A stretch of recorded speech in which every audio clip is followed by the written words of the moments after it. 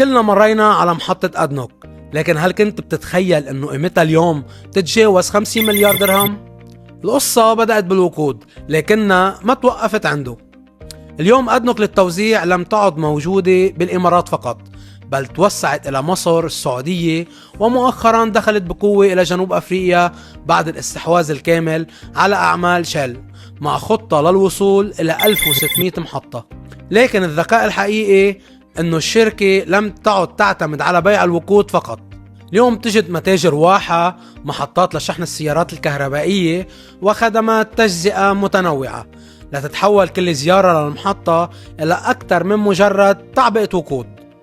هيدا النمو ساهم بوصول القيمة السوقية للشركة لأكثر من 50 مليار درهم، مع صافي أرباح سنوية تقارب 760 مليون دولار.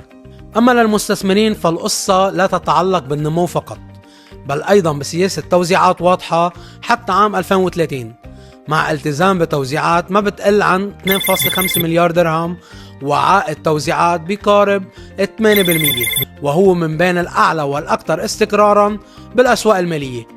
لهذا السبب لم تعد أدنوك للتوزيع مجرد شركة وقود، بل أصبحت نموذج إماراتي ببناء الأعمال بيجمع بين الطاقة والتجزئة والإعلانات مع التوسع الإقليمي والعوائد المستقرة.